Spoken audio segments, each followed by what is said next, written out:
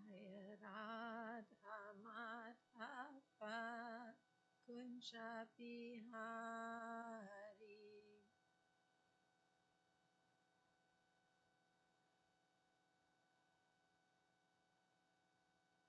Gopi Jana Vallabha Girivardhari.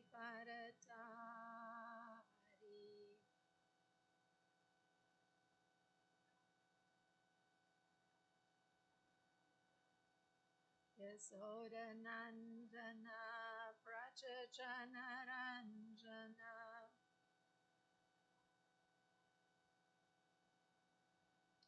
Yamunatira Vanachari.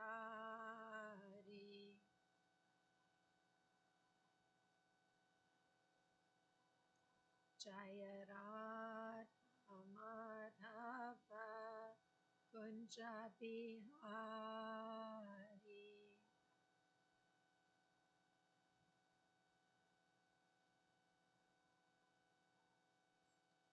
Gopi Jana Vallabha Girivardhari.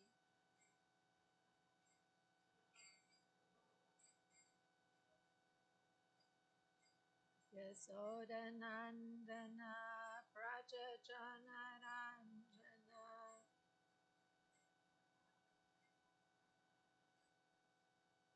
Yamunatira Vanachari.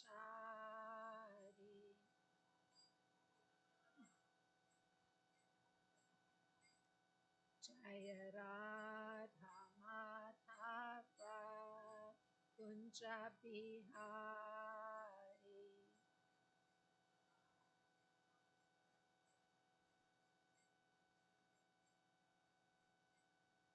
Gopi Jana Vallabha Girivardhari.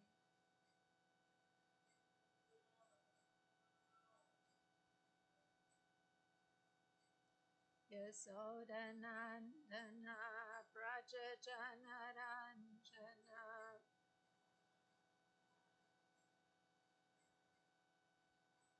Yamunatira Vanachari.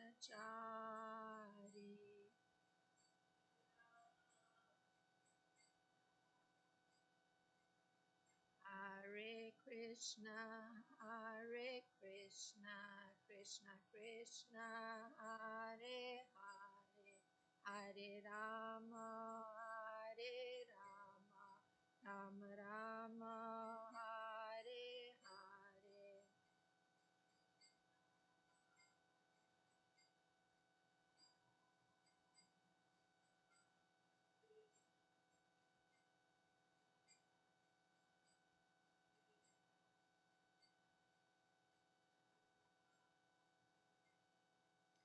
Hare Krishna, Krishna Krishna, Hare Hare, Hare Rama, Rama Rama, Hare Hare.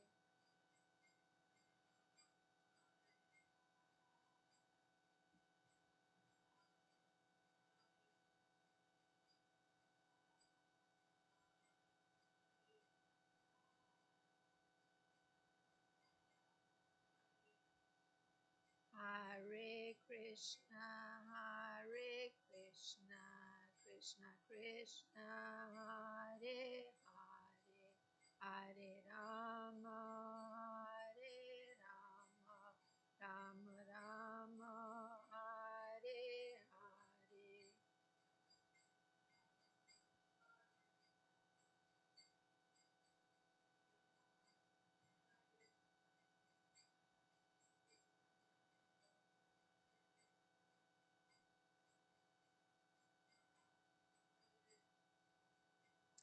Kishore Kishori ki jai, Jagannath Baladev Subhadra Maharani ki jai, Gonitai ki jai, Srila Prabhupada ki jai.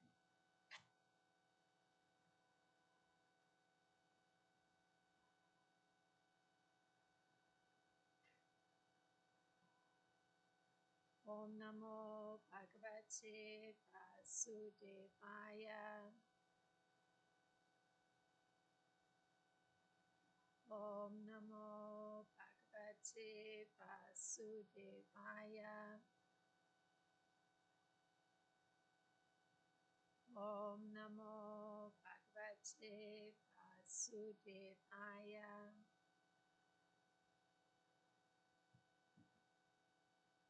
Good morning.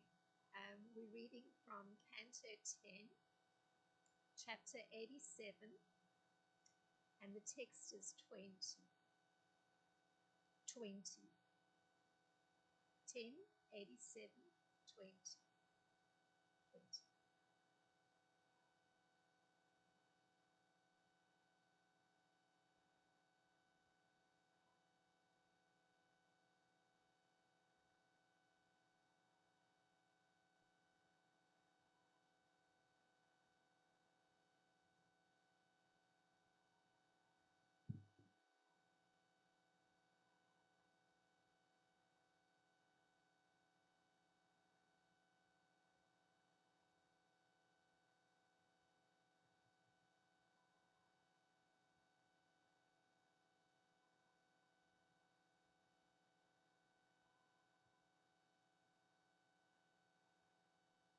What's happened to my computer?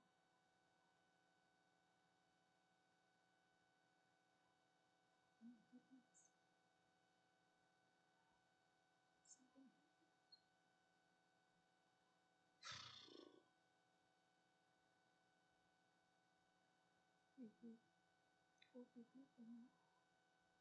I don't know.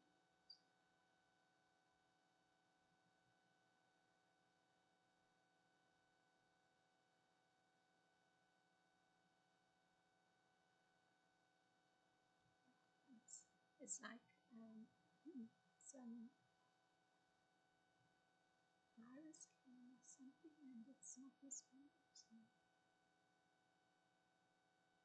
Sorry, I'll just start again. Give me a minute, I don't know what happened.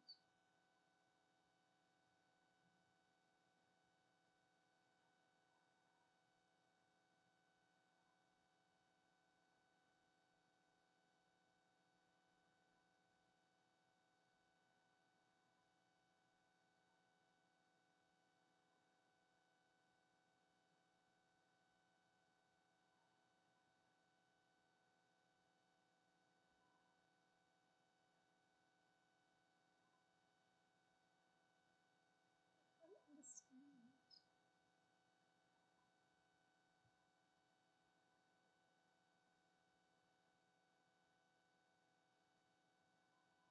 Maybe the internet?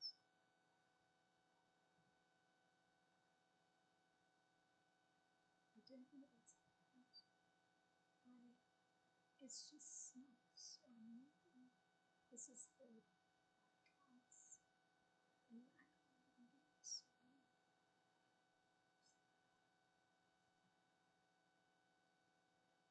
Yes, exit. I just did that and then the same thing happened. Whole computer okay. What's happening? What's going on? Do you know what it was? We sat with the grass. Oh, solving that problem.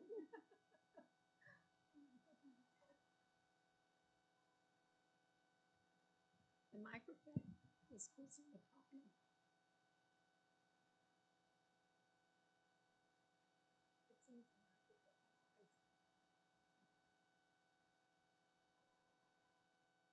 is push back a little bit.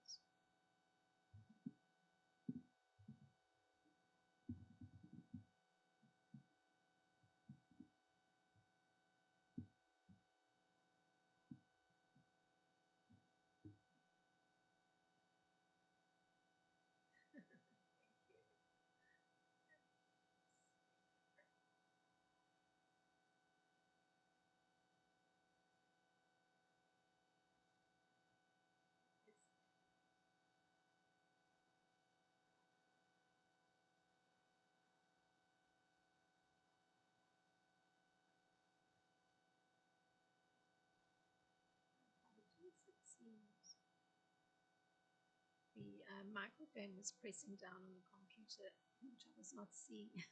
So I lost control. The microphone had control. Okay. Svakrita Pureshvam Vishva Pirantara Samparanam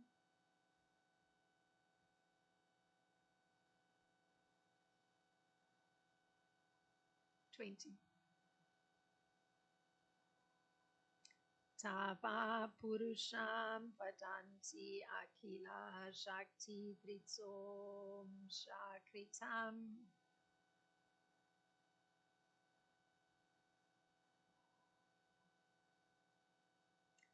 Iti Nirgatim Vivichya Kavayo Nigama Papanam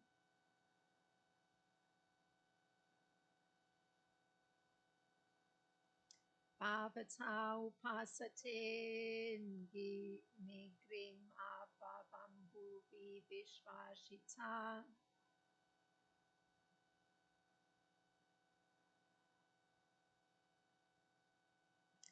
Svakrita Pureshvamishvabir Antara Samparanam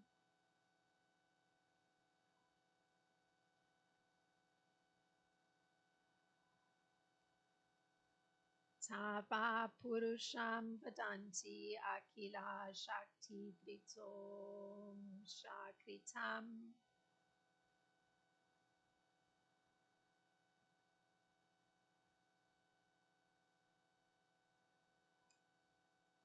Iti Nirgatim Vivichya Kavayo Nigama Vapanam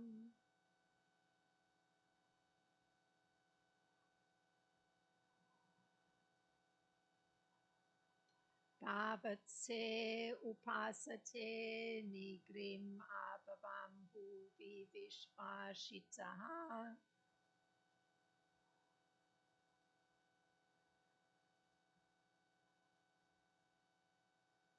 Svakrita Pureshvamishvabir Antara Samparanam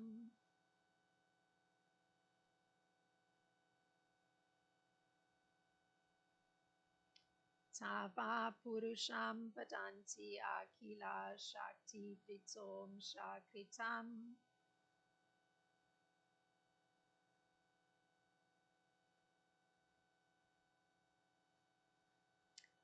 Iti Nirgatim Vivichya Kavayo Nigama Vapanam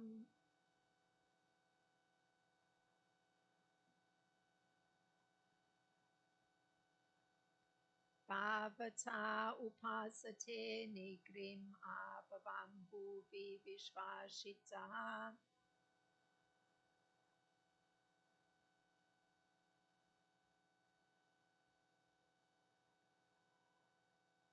His charms.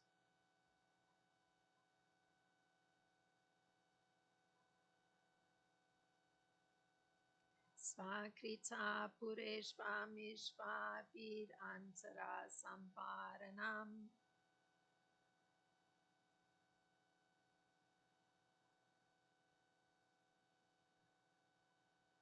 Tava Purusham Vadanti Akila Shakti Dritom Shakritam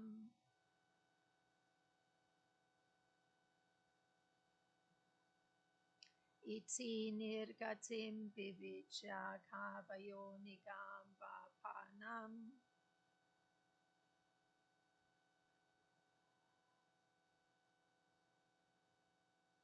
Bhavata Upasate Nigrim Abhavambhuvi Vishvasitaha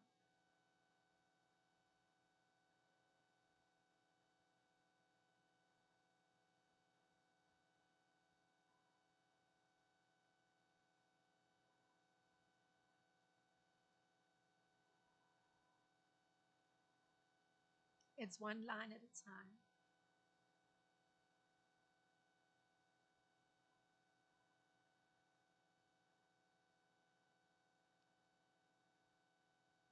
Svakrita Pureshvamishvabir Antara Samparanam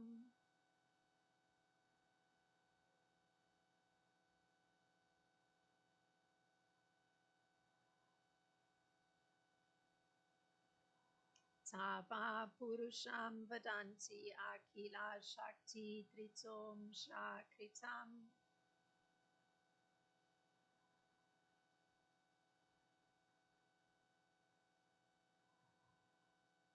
Iti Nirgatim Vivijya Kavayonikama Vapanam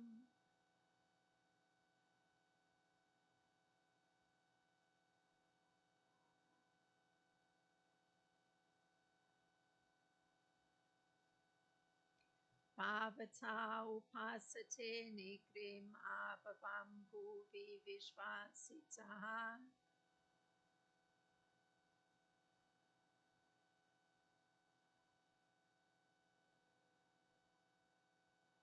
Svakrita Pureshvamishvabir Antara Samparanam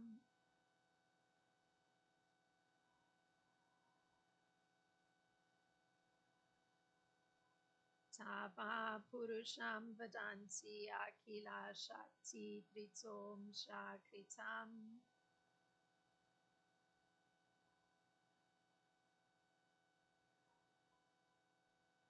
Iti Nirgatim Vivijya Kavayonikama Vapanam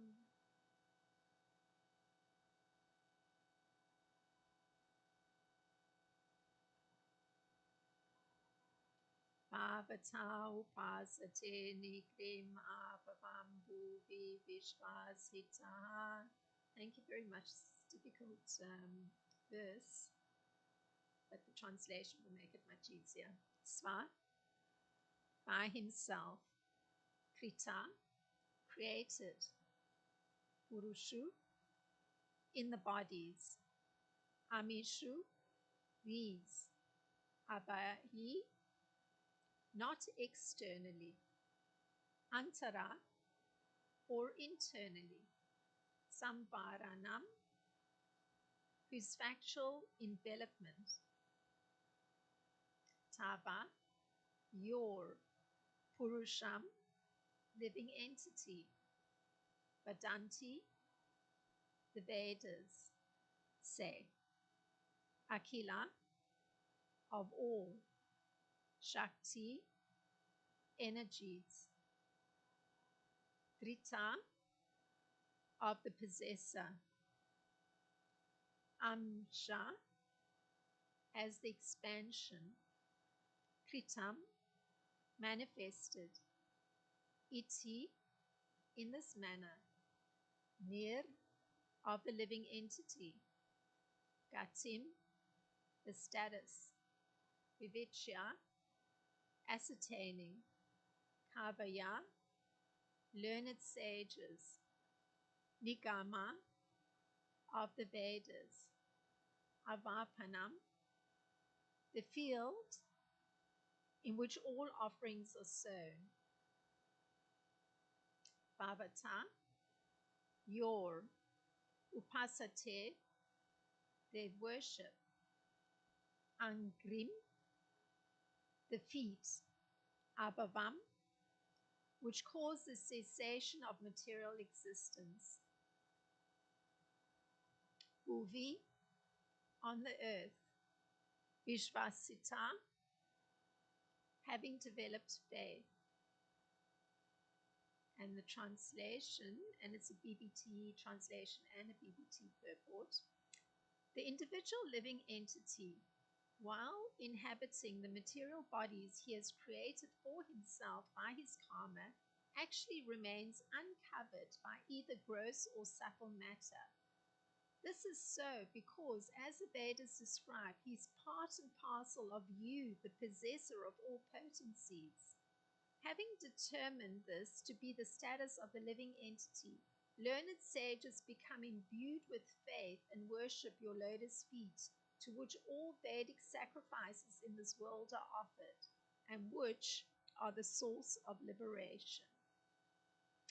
And the purport: not only does the Supreme Lord remain totally uncontaminated when he resides within the material bodies of the conditioned souls, but even the infinitesimal jiva souls are never directly touched by the coverings of ignorance and lust they acquire while passing through repeated cycles of birth and death. Thus, the Taittiriya Upanishad 3.10.5 proclaims, Savash Chayam Purushe Yash Chasav Adite Sa Ekha. The soul of the embodied living being is one with him who stands within the sun. Close quote. Similarly, the Chandogya Upanishad 6.8.7 teaches, Tat Tvam Asi. Translation, you are none different from that supreme truth. So in this prayer, the personified Vedas refer to the finite enjoyer of material bodies, the Jiva soul, as an expansion of the transcendental reservoir of all potencies, the Supreme Lord. The term Amsakritam, open quote, made as his portion, close quote, must be properly understood. However, in this context, the Jiva is not created at any time, nor is he the same kind of expansion of the Lord as the omnipotent Vishnu Tattva expansions. The Supreme Soul is the proper object of all worship, and the subordinate Jiva soul is meant to be his worshipper. The Supreme Lord enacts his pastimes by showing himself in innumerable aspects of his personality, whereas the Jiva is forced to change bodies whenever his accumulated karmic reactions so dictate.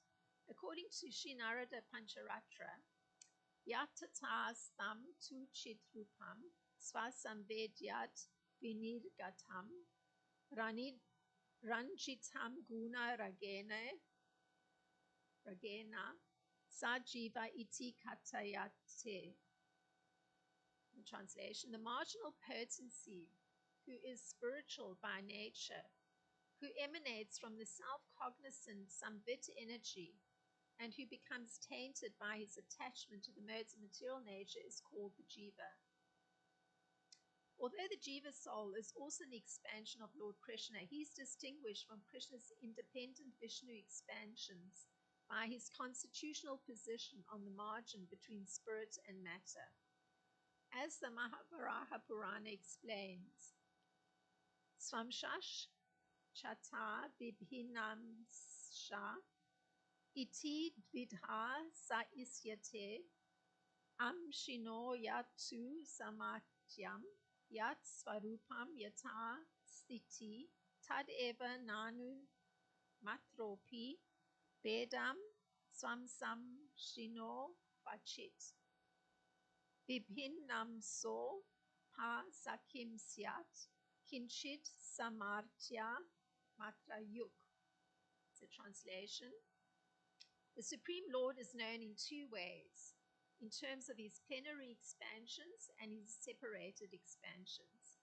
Between the plenary expansions and the source of expansion, there is never any essential difference in terms of either their capabilities, forms, or situations.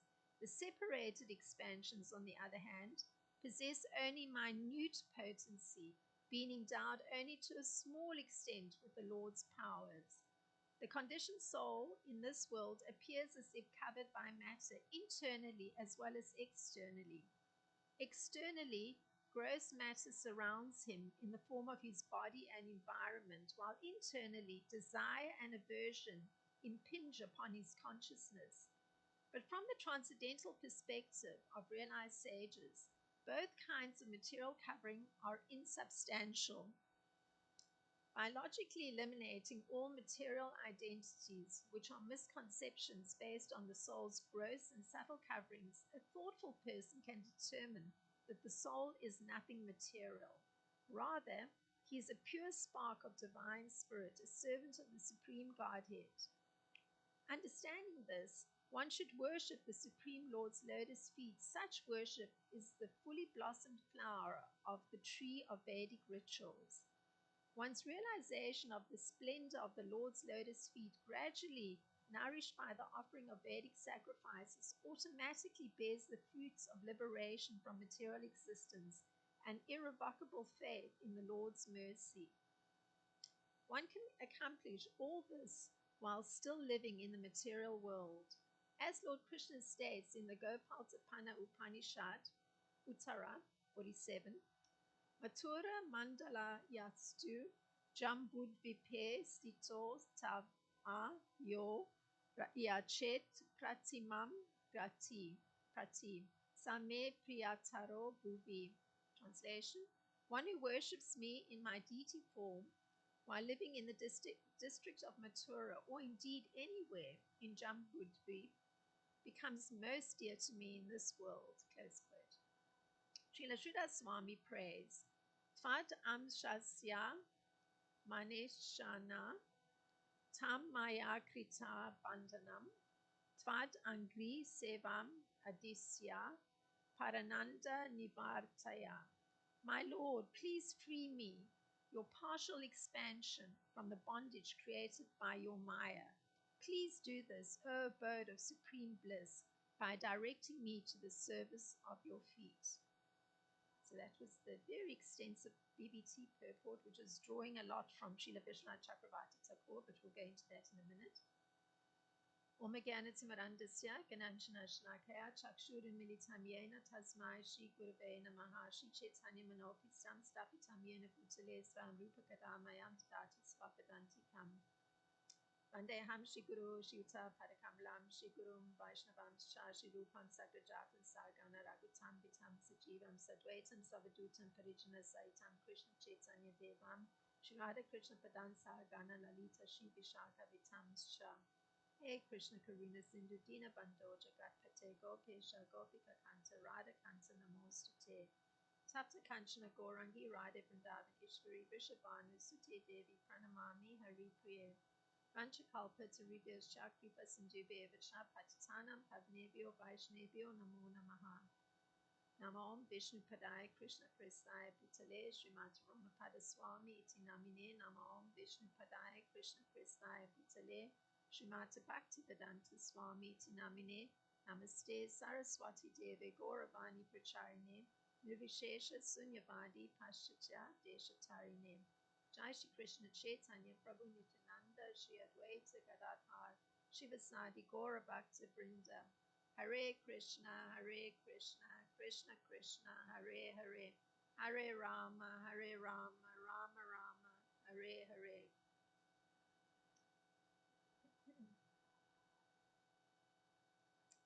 So I'll read the translation of the verse once again for refreshment. So this is the translation. The individual living entity, while inhabiting the material bodies he has created for himself by his karma, actually remains uncovered by either gross or subtle matter. This is so because, as the Vedas describe, he is part and parcel of you, the possessor of all potencies. Having determined this to be the status of the living entity, learned sages become imbued with faith and worship your lotus feet, to which all Vedic sacrifices in this world are offered, and which are the source of liberation.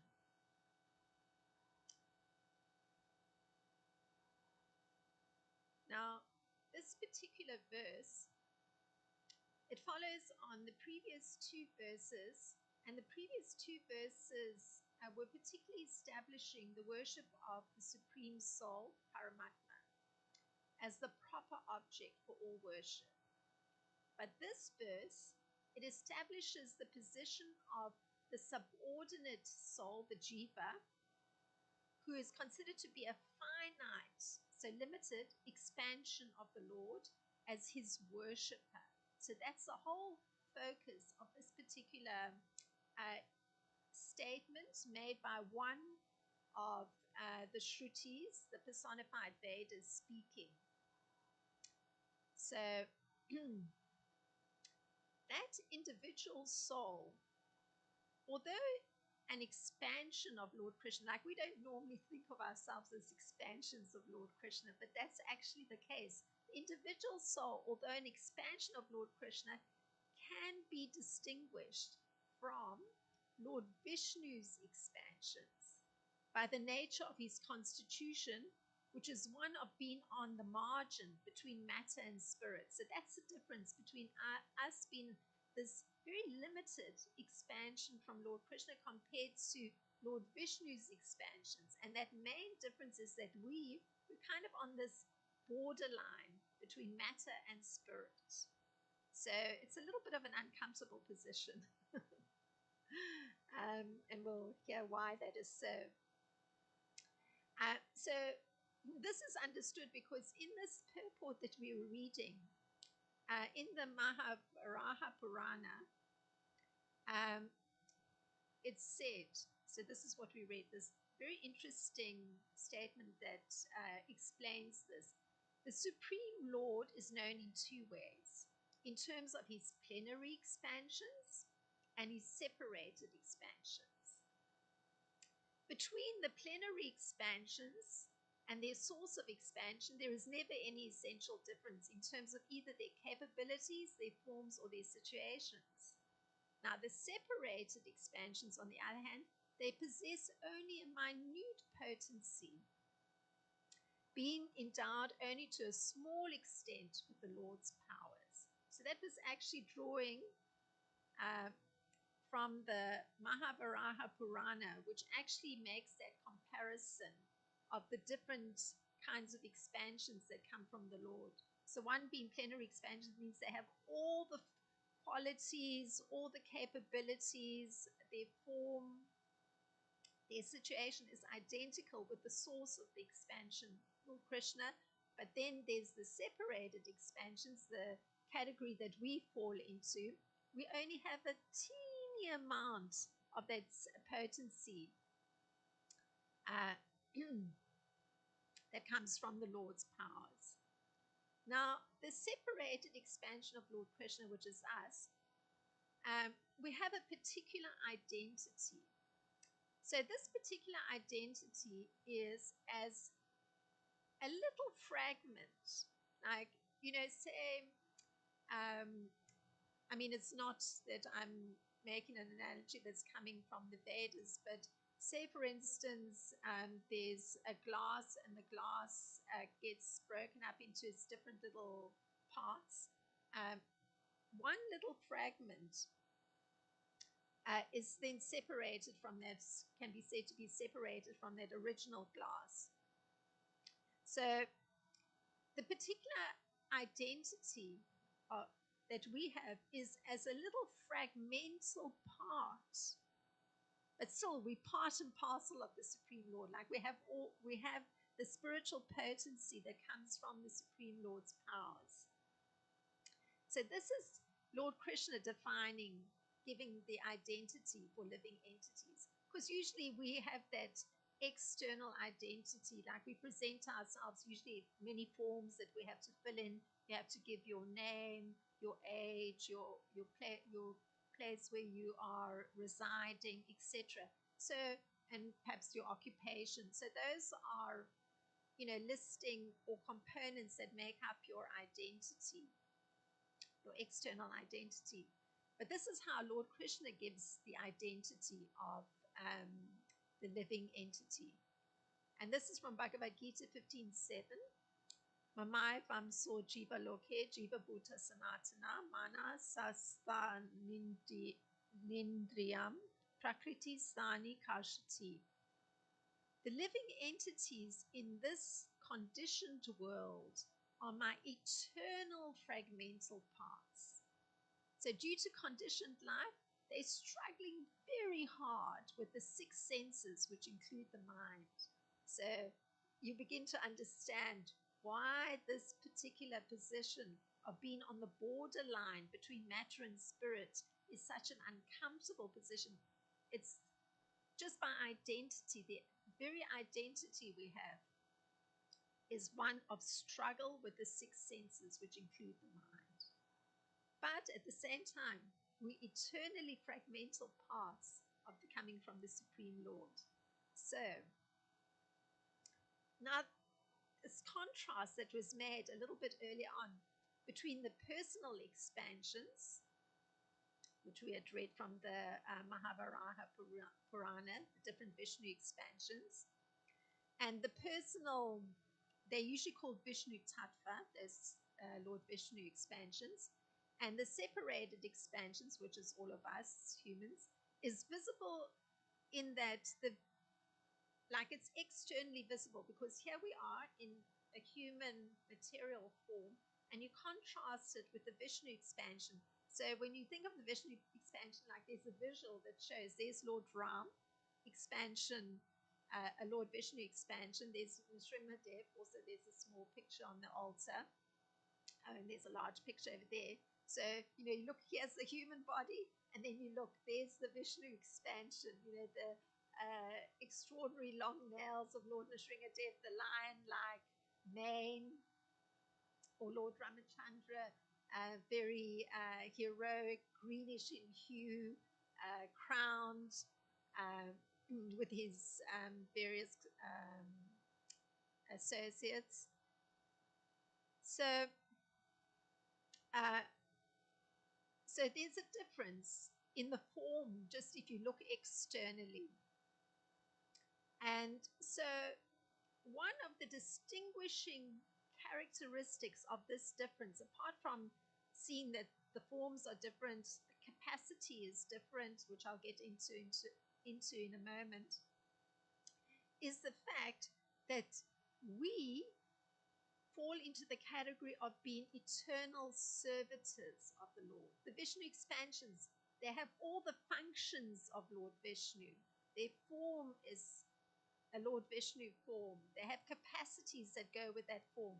And in our case, we actually are these separated expansions, but we are eternally serving. So that's the big difference.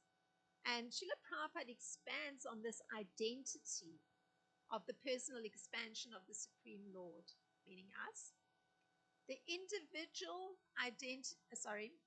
the personal expansion, meaning his Vishnu forms, the individual identities of the Godhead are always present, means that they always have those identities. Like in our case, in our next lifetime, we may be filling forms with a completely different name, a different place of residence, maybe even in a different universe. But the individual identities of these expansions of Godhead are always present. They're always present, always existing in that same form with that same capacity.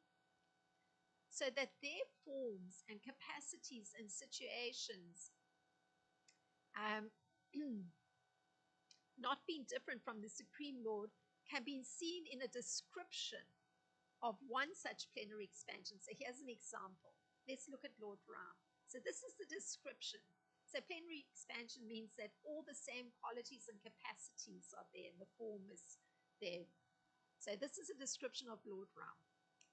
In the 18th incarnation, the Lord appeared as King Rama in order to perform some pleasing work for the demigods. He exhibited superhuman powers by controlling the Indian Ocean and then killing the atheist King Ravana, who was on the other side of the sea.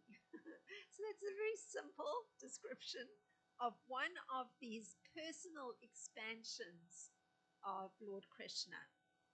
So notice, exhibited superhuman powers by controlling the Indian Ocean.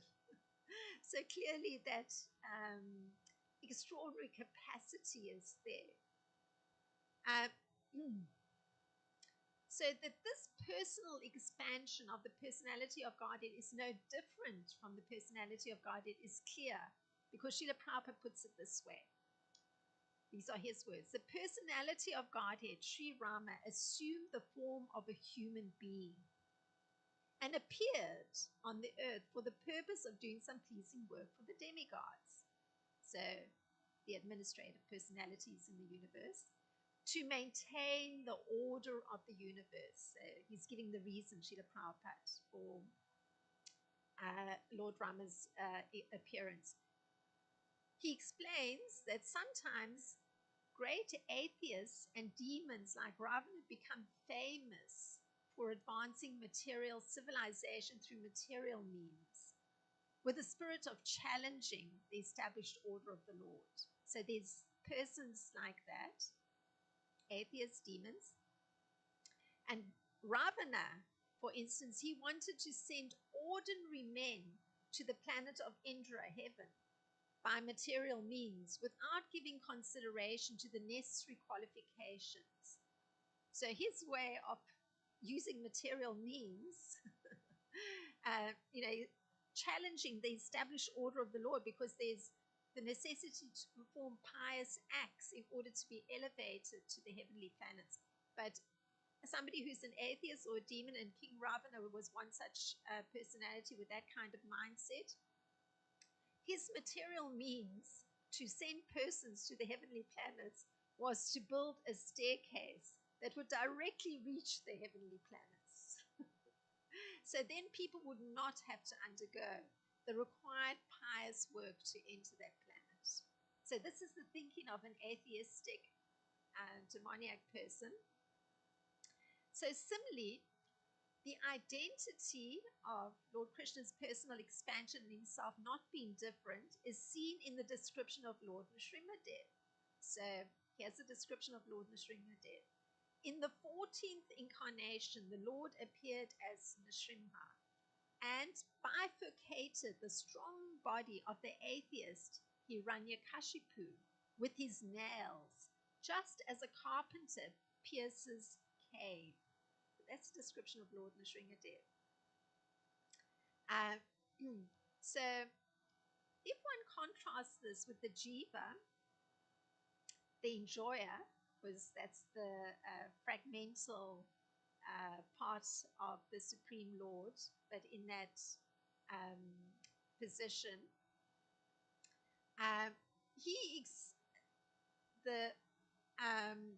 there's the word Purusham was used, which is translated as living entity in the verse that we read. So that's the enjoyer, this minute enjoyer. The living entity exists in the body of every man and every living being, the body having been created by their karma. So that's what was said. So that enjoyer, that supreme enjoyer, he's present in the body of every living being. And that body, however, has been created, so it's different from the jiva, the soul, because the body is created by activities done from previous lifetimes. So one gets a form that is just carrying on from where one left off in a previous lifetime, with all the mentality, the intelligence that's building on from a previous lifetime. So it manifests in a physical form of a certain kind. So Srila Vishwanath notes that the personified Vedas, so this whole section that we're reading, they refer to the finite enjoyer of the material body, the jiva, the soul, as an expansion of the transcendental reservoir of all potencies. So all powers, still we're coming from there, or an expansion from that transcendental reservoir of all potencies, the Supreme Lord. So that's the point that the personified Vedas are making. So he's not an independent Vishnu expansion. So this is very important to understand. There's a difference. So in the BBT purport, the statement is made, the Supreme Soul is the proper object of worship, and the subordinate individual soul is meant to be his worshipper. So he has all these plenary expansions, these Vishnu expansions. They always have the same form, same capacities, but then he's also expanded into each and every living being that is a separated fragmental expansion. But there's a relationship between the individual soul who's inhabiting that physical body and that supreme soul.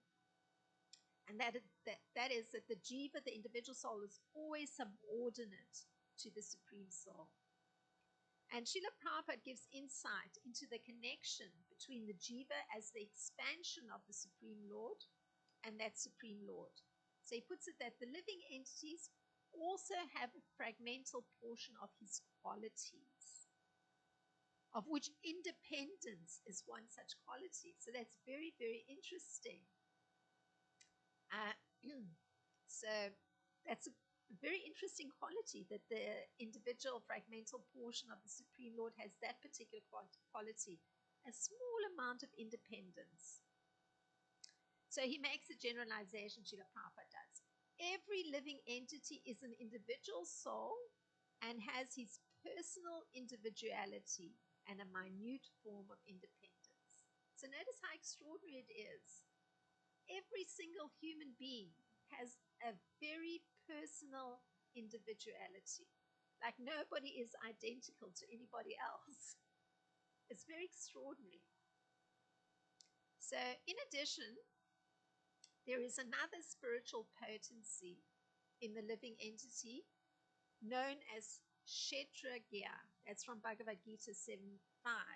So we're hearing about what are these potencies that the individual spirit soul has. So Lord Krishna describes this other spiritual potency in the living entity, and this is how Lord Krishna describes it. So we heard his description of the identity of the living entity, and now is a description of that spiritual potency that's present in the living entity. This is how Krishna describes it. Besides these, O mighty aunt Arjuna, there's another superior energy of mind, which comprises the living entities who are exploiting the resources of this material world. So the living entity, being a spiritual part and parcel of the Supreme Lord, belongs to the spiritual nature or energy of the Supreme Lord, because he said it.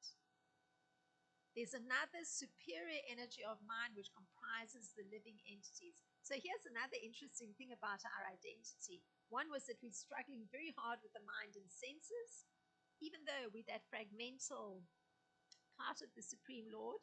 And here's a description of the potency, that part of that spiritual potency that one has as that separated expansion from the Supreme Lord. We're exploiting the resources of the material world. And you can see it. My favorite thing that I always think of is many years ago, we were traveling with my spiritual master, and you know how sometimes you look off on the side of the highway and there's a huge place where some sort of making of cement is happening. So some mountain was being crushed to create that cement. So there was that graphic visible exploitation of the resources of this material world.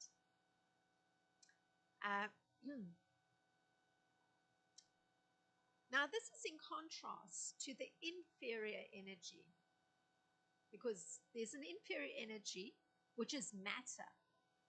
So I'll go into it. And this is shown in the different elements, such as earth, water, fire, air, ether, the mind, the intelligence. Even on a subtle level, that's considered to be inferior energy of the Supreme Lord. Intelligence and false ego. So all those are considered to be the inferior energy of the Supreme Lord. So both the gross form of material nature, the earth, etc., and the subtle, the mind, the intelligence, the ego, they're products of the inferior energy of the Lord. So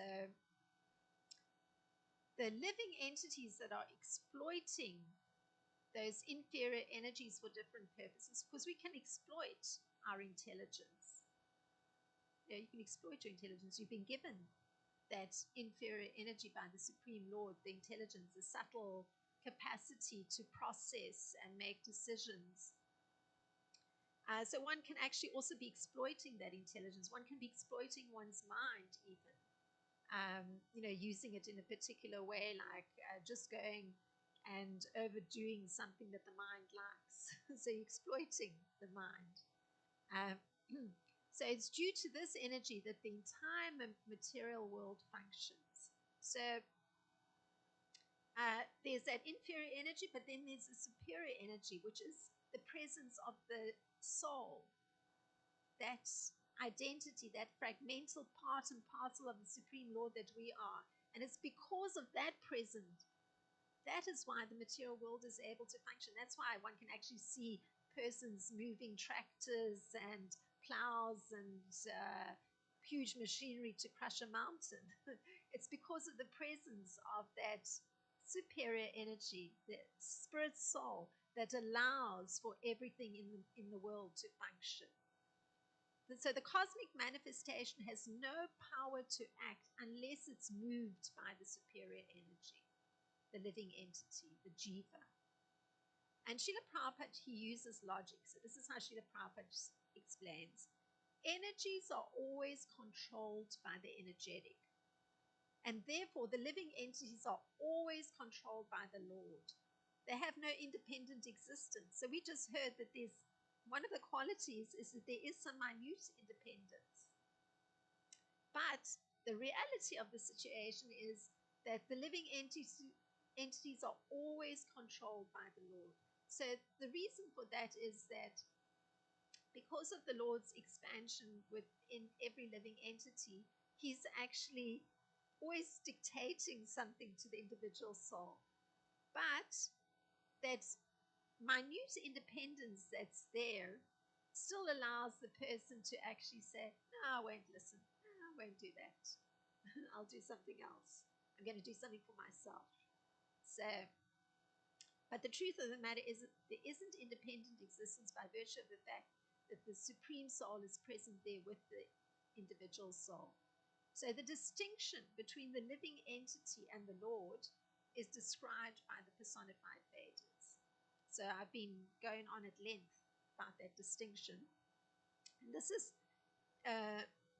in much further on, we're going to come to this, where one of the personified Vedas in text 30, the same chapter, says, if the countless living entities, so listen to the hypothetical situation, if the countless living entities were all pervading and possessed forms that never changed, you, meaning the Supreme Lord, could not possibly be their absolute ruler.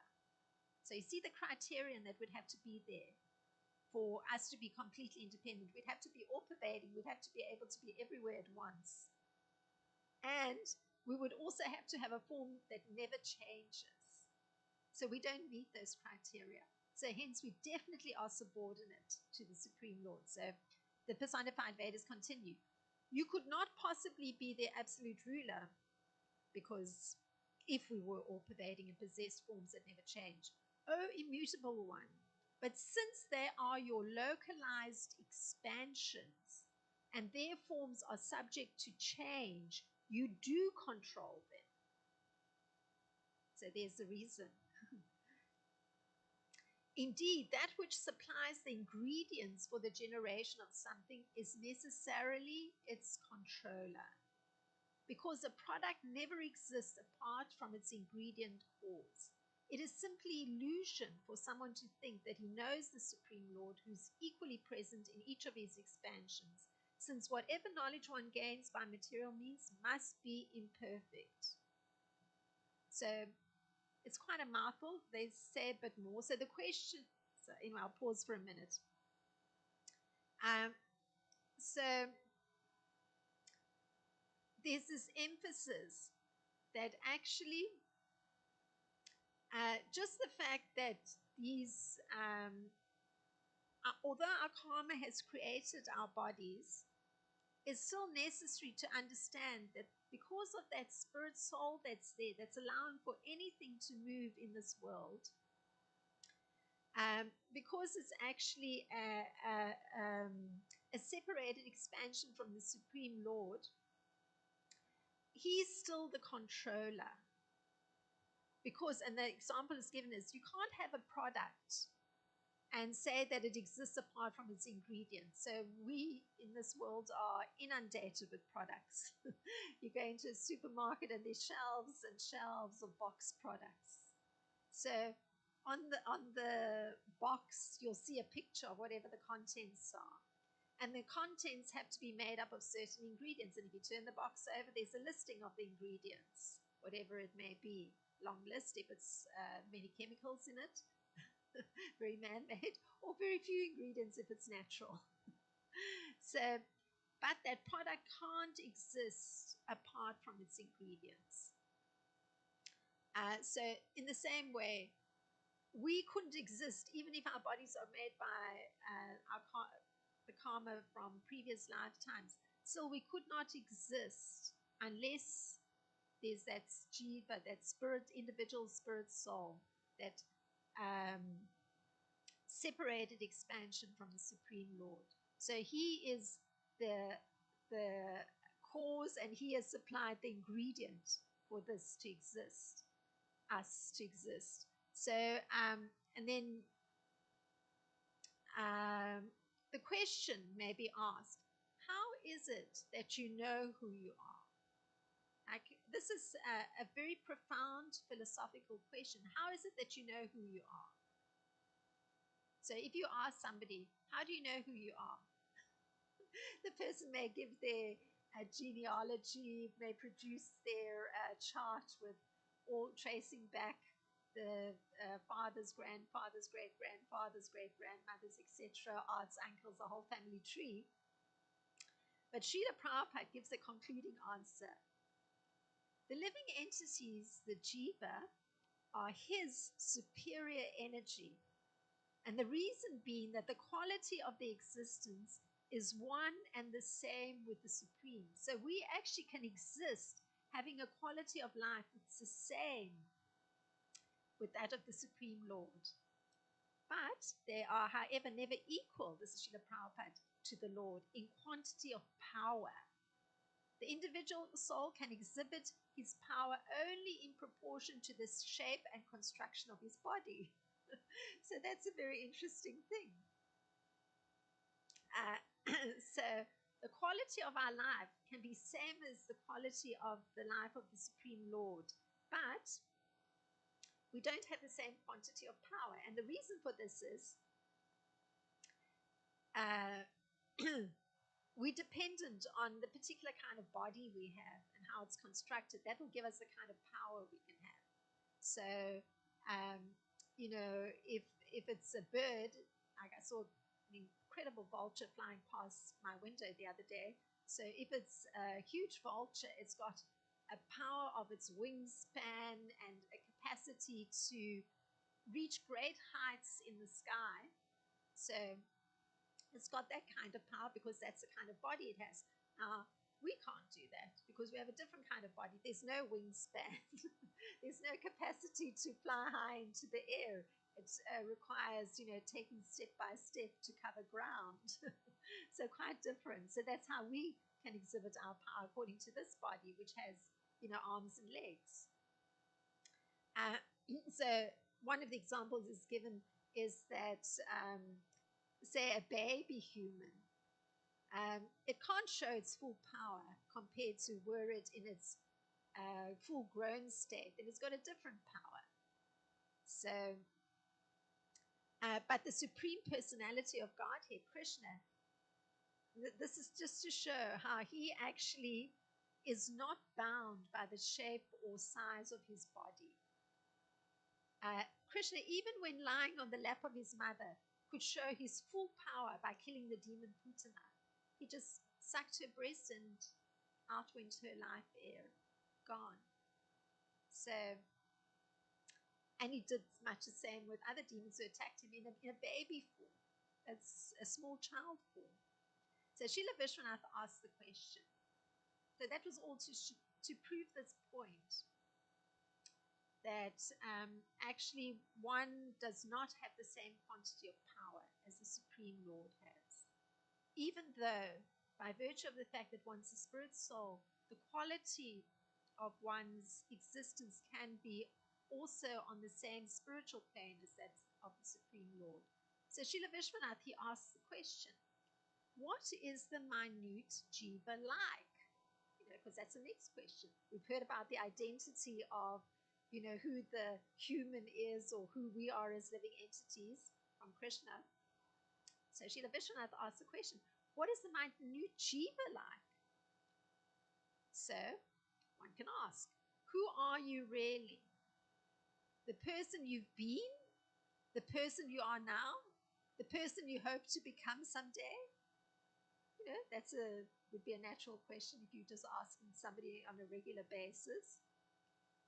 But looking from the spiritual perspective, Srila Vishwanath takes it that irrespective of the lifetime, the jiva is never totally covered by either the external potency of Maya, the Bahiranga Maya Shakti, so the illusory aspect, the external potency, or the internal spiritual potency. We never fully covered, because remember, we're always on that margin between matter and spirit. And that spiritual potency is called Antarena, Antaranga, Chik Shaktya. Otherwise, the soul would be somebody who's covered externally and internally by the subtle and gross coverings. So, taking this into account, the faithful sages living on the earth worship because they've understood this, that at no time can the jiva be completely covered by the external potency of Maya, the meaning the spirit soul. It's not ever affected by the illusory aspect of the material energy. And also, it's never completely in internal spiritual potency, because we're on this borderline. So, because the great sages have understood this, that we can't be covered completely externally and internally, then they take it best to worship the source from which we that fragmental expansion, that separated expansion. So hence they choose to worship, and this is how it's put by Srila Vishwanath Chakravarti to call the desired tree of your lotus feet growing in the field of the Vedas, to destroy the bondage material life. So that was how the conclusion is for the direction that the individual spirit soul, understanding something of his identity, can actually position himself correctly. It's actually looking to worship the desired tree of your lotus feet growing in the field of the Vedas. So we're very fortunate. We are reading from the personified Vedas and their statements. So this is some attempt to tackle this verse. If there's some question that's come or some thought to expand the discussion, please feel free.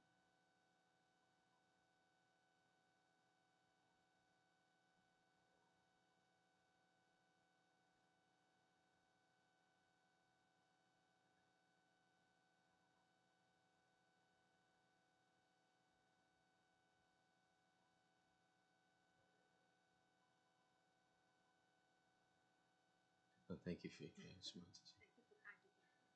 My question is about the intelligence.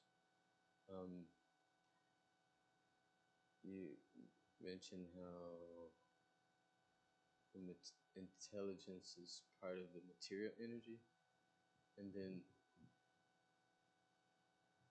I was wondering what the difference is when I've heard that intelligence is discrimination and determination, and then I thought that I thought that the intelligence was the Paramatma. I don't know. So the question was if the intelligence is the Paramatma. So no, the distinction is made, and that was, I guess, the whole focus here. The there's a difference between the individual soul, the jiva that's inhabiting the body made of gross matter, and subtle matter too. So the subtle matter is that mind, that intelligence, and the false ego. The false ego being what one thinks is one's identity. Just like I was describing, when you're filling in forms, you think that's your identity. So that intelligence and that mind is very subtle. So is the false ego. It's very subtle. It exists on a subtle plane. Like you don't see it. Well, in some sense, you do see that the body is the result of, the previous mind and intelligence, because the subtle body travels with the soul. So hence you get a particular form where you're carrying that mind, intelligence, and false ego from previous lifetime. But it's still considered to be material because it hasn't been spiritualized. The spiritualization process is when the individual spirit soul is recognizing the supreme soul and the dictation of the supreme soul coming from the Vedas. You're understanding who the supreme soul is, who one is, and you're actually choosing to turn towards the supreme soul.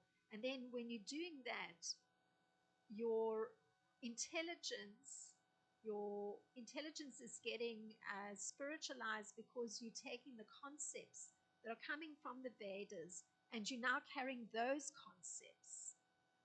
So then it's changing the material intelligence. In fact, it's dissolving the material intelligence, because the whole shift is to spiritual concepts, and concepts that, just like the whole class was describing, there's that distinction between the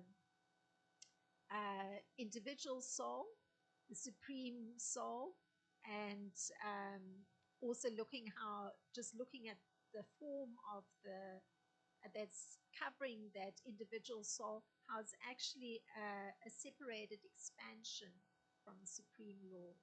So yeah, so quite different. And the Paramatma is that expansion of the Supreme Lord that pervades, meaning goes into each and every living entity. So that intelligence is still material, and then it starts to get spiritualized as one's taking the Vedas. And that's why the great sages take it, or you worship the lotus feet of the Lord present in the Vedas. And so you're spiritualizing the intelligence. Because now the concepts you're holding are different, and how you're making your discrimination, as you mentioned, one of the characteristics of the intelligence is because now you have spiritual concepts coming from the Vedas, and that's allowing you to distinguish between matter and spirit, and what would be the right course of action that's in line with this concepts coming from the Vedas. So you're saying that material intelligence is still coming from the Paramatma until it's spiritualized?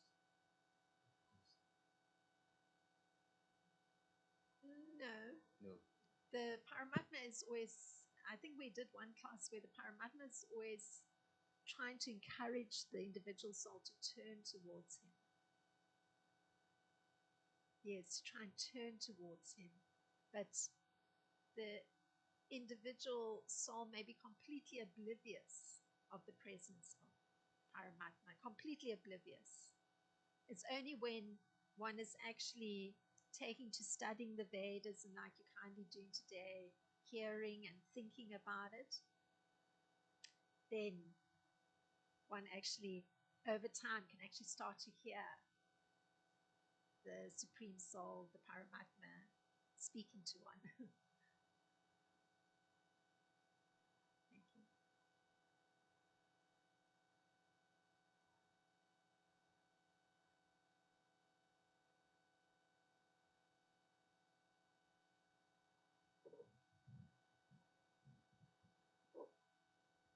Hare Krishna. Hare Krishna. This is very, very profound, simple, but extremely complicated at the same time.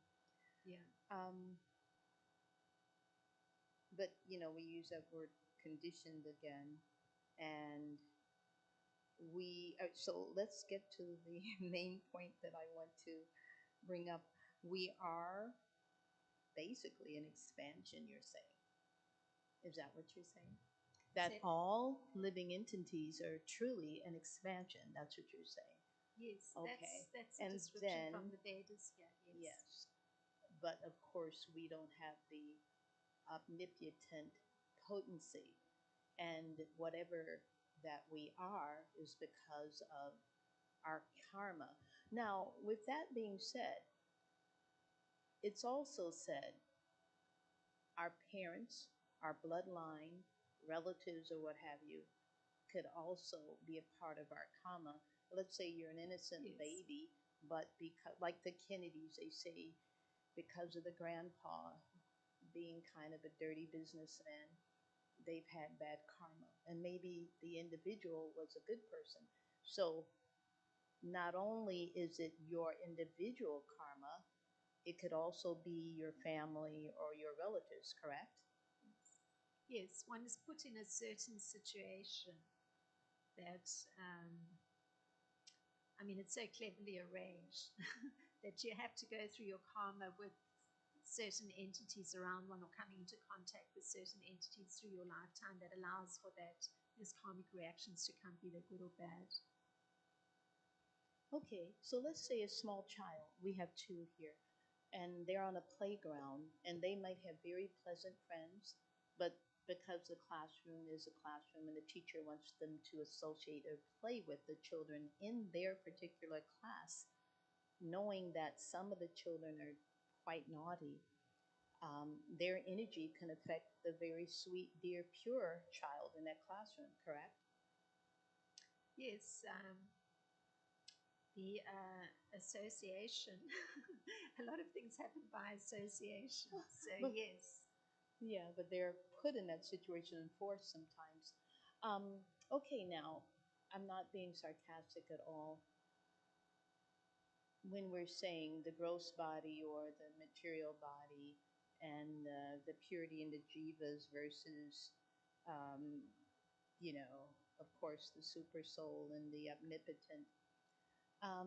So, what is your opinion on accelerating that process besides chanting and association?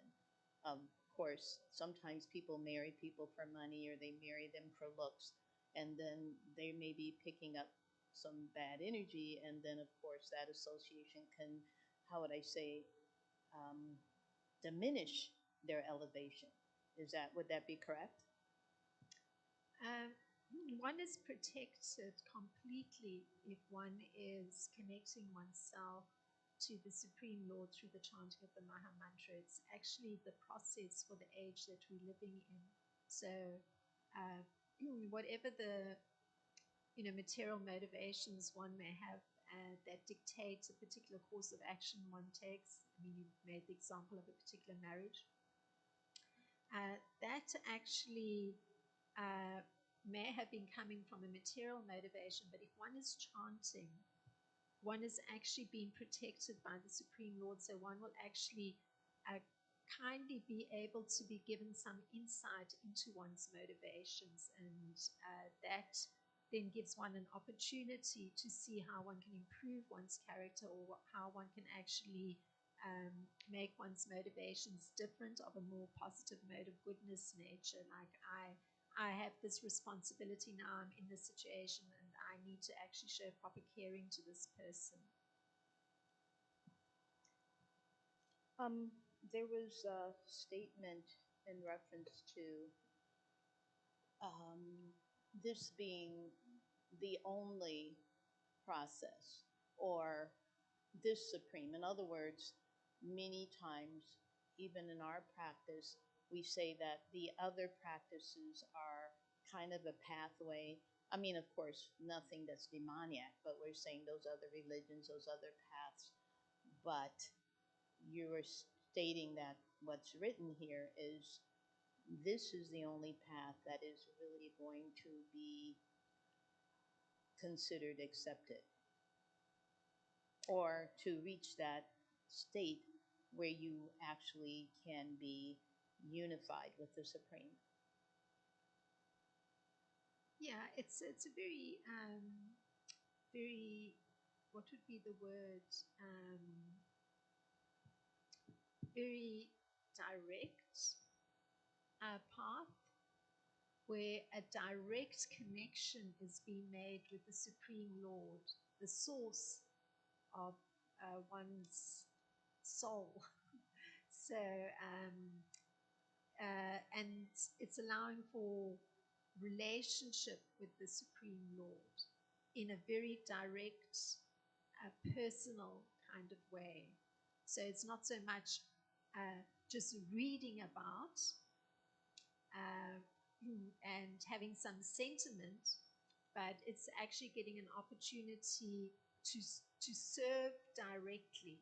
And that reinforces the proper role that one is taking, and hence everything comes into alignment where one, with the support of the Vedas, is getting deeper and deeper understanding of one's position and one's relationship with the Supreme Lord on a direct experiential level. It's not abstract, and it's not just sentiment. It's direct experiential realization of one's connection with the Supreme Lord. Well, there's a reason they call Krishna consciousness the practice for the intelligent individual. And even though some could be stumbling really hard, and there was even a drunkard person that came to the door, he actually put his foot on the temple floor, and I'm like, oh my goodness, what are you doing? But he was shunned away. But he came several times, and it's like he was drawn here. I believe everyone that makes it here, many times they're seeking other something that's just more potent, or something that is just at a higher level, or something more sincere. But many times they're discouraged from, as you say, an entity, or one that has more luggage than others. But I really thought of it in that way. I said, oh, you know, there is an individual here that usually puts these people out. But I was thinking maybe somehow we could have worked with him. But then, on the contrary, we're told that if people are not truly interested, and they have put a blockage up, and they don't want to make immediate changes, then it's wasteful. We shouldn't even waste our time to a non-believer.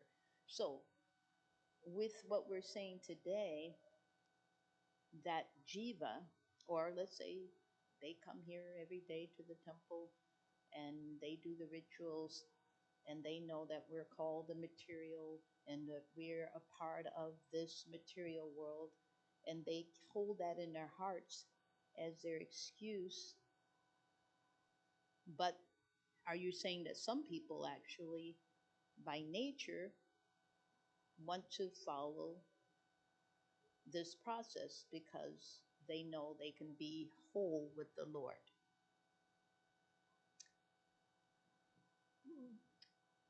I mean, there are categories of persons. Those that definitely will not take to the process of making that connection with the Supreme Lord. Those are ones that are fall into the category of being atheists, or they fall into the category of being impersonalists. So they don't want to recognize the position of the Supreme Lord. So those would be the persons that do not take to the process. And then on the other hand, there are the persons that do take to the process, and that's described that they can be ones that are looking for knowledge, they're pious, they're looking for knowledge, they're in a position of great distress, and they're coming to the Supreme Lord for shelter. So it doesn't mean that somebody who's in a position of distress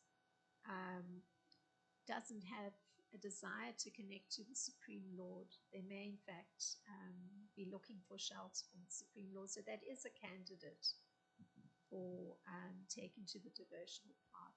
But we may have to speak offline, because now it's definitely time to end the class. So thank you very much for your kind attention. Srila Prabhupada Ki Jai, Srimad Bhagavatam Ki Jai.